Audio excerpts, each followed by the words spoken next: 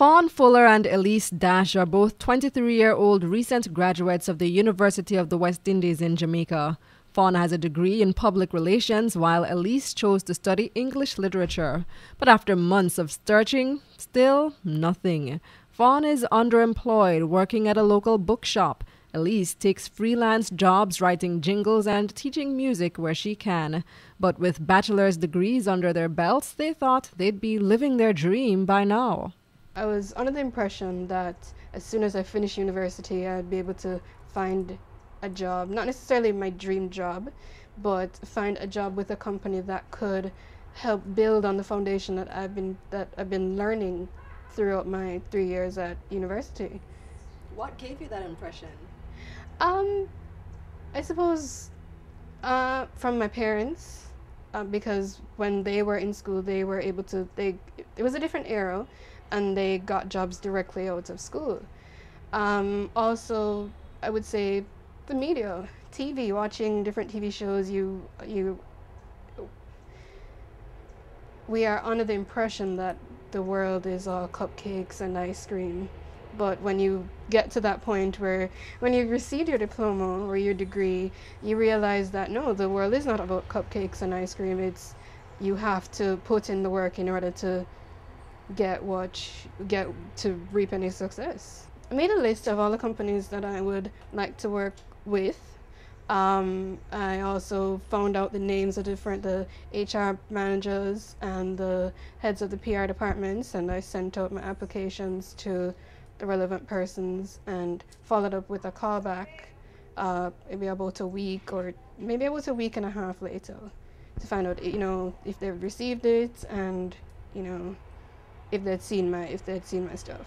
In terms of applying for a specific job, I was going through the Gleaner, any form of print media, online media I could find to see if there was anything that matched my qualifications as well as my interests. Fawn began her hunt for the perfect job months before she actually graduated, thinking it would give her a leg up. She sent out dozens of applications, but received only 2 callbacks and 1 interview. It's frustrating. It definitely put a damper on my momentum, because I kind of felt like, well, what is the use? We are making an effort to put a face or put a voice to this application, but the company doesn't even seem to be interested.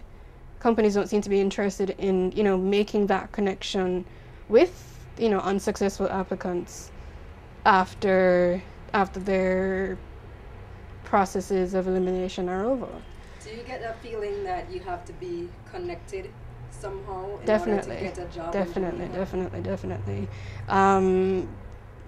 Yes, and just by applying, just by the processes of applying, you realize that, if you don't have a strong connection or a strong link, as they would like to call it, within a particular organization, then you're kind of left out in the open. Have you done anything to try to differentiate yourself from the pack? I've reassessed my approach, and I'm definitely trying to apply for more internships, because it's, in some cases they would like you to have 5 years experience, but coming fresh out of college, not everyone has had that opportunity to come pre-packaged with 5 years work experiences. Some of us may only have 1 year work experience or 2 years of work experience, maybe in customer service, in sales, maybe the summer jobs that we've done, in and out, from high school come up. Meanwhile, Elise has been facing similar difficulties. She's been on the job market for over a year, and although some may think her English literature degree limits her opportunities, Elise says she did consider what type of job she wanted before she began her studies. I chose literature because I love books. So everybody always asks me why, I choose something like literature when nobody really hires in that field. But I loved the course. I loved it. I enjoyed it. So yes. I'm also a musician on the side. So I do grade 6 theory and piano on the side. So that's basically it. Okay. So when you decided to take literature as an English, and you said you know that it might be difficult. Were you thinking of getting a job with this degree? I was, because I thought I could get a job in a publishing field, or I could get a job at maybe doing book reviews, or I actually used to work at the same bookstore another person you interviewed worked at, and I thought I would be writing book reviews and stuff. Literature is the foundation of many things. I think it's the basis. It has taught me to learn, to analyze, to research. So I'm proud that I did it.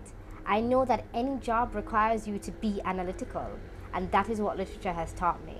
So I don't regret doing it. Like many other young people like them, Fawn and Elise both connect their success in life with their ability to land a job, maybe even that dream job. But at this point, Elise is on the verge of giving up on that dream and willing to simply take what she can get. My dream job right now, I find that to be a trick question, but right now, it's any job that I can get at the moment to learn. No, I'm willing to learn. I'm willing to dedicate myself and be disciplined to do any job to start a career. It doesn't have to be in literature. It can be, even if it's in banking.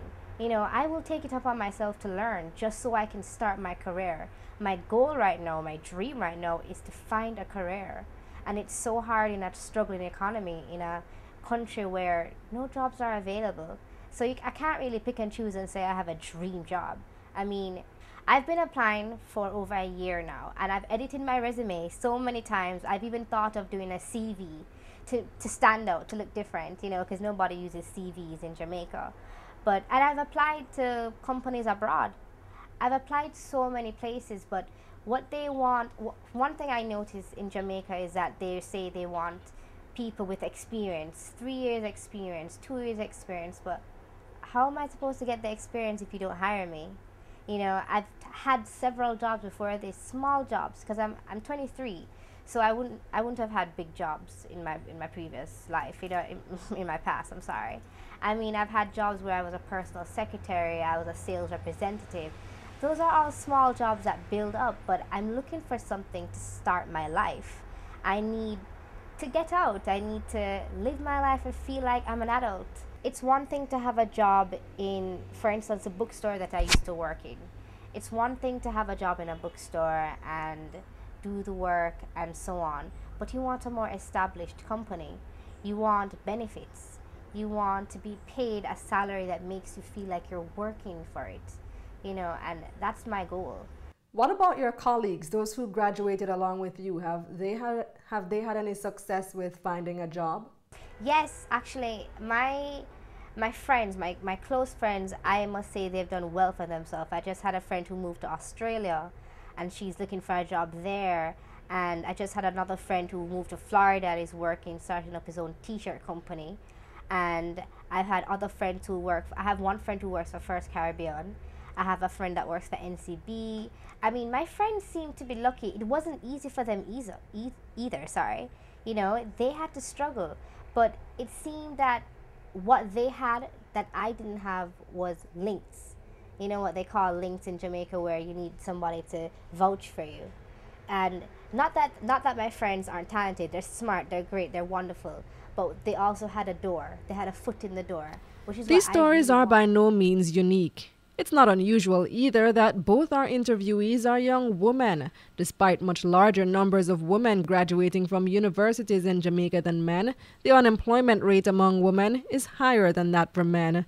According to the Statistical Institute of Jamaica, the unemployment rate among women is over 16%, but only 9% for men. Meanwhile, there have been suggestions that young people in Jamaica look beyond the island's shores for employment. President of the Jamaica Employers Federation, Wayne Chen, shared this advice.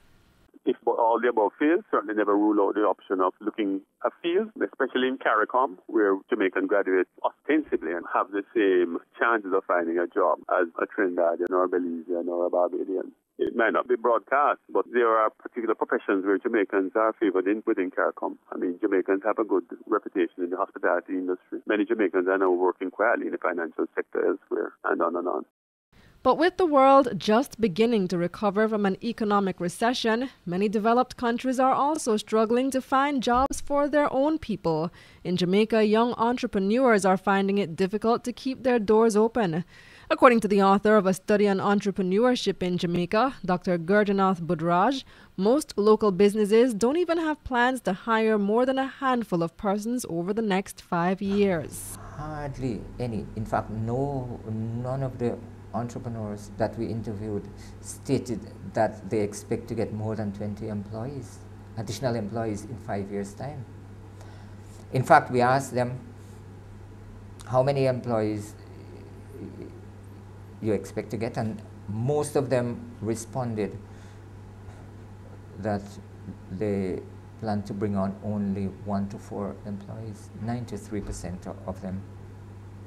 The remaining 7% stated that they expect to get between 5 and 19 employees. So where does that leave Jamaica's young people? The hunt continues, but for how long? I believe that I will find a job if I just keep trying, but it's how long I'm going to try. That's the problem. I don't want to try forever.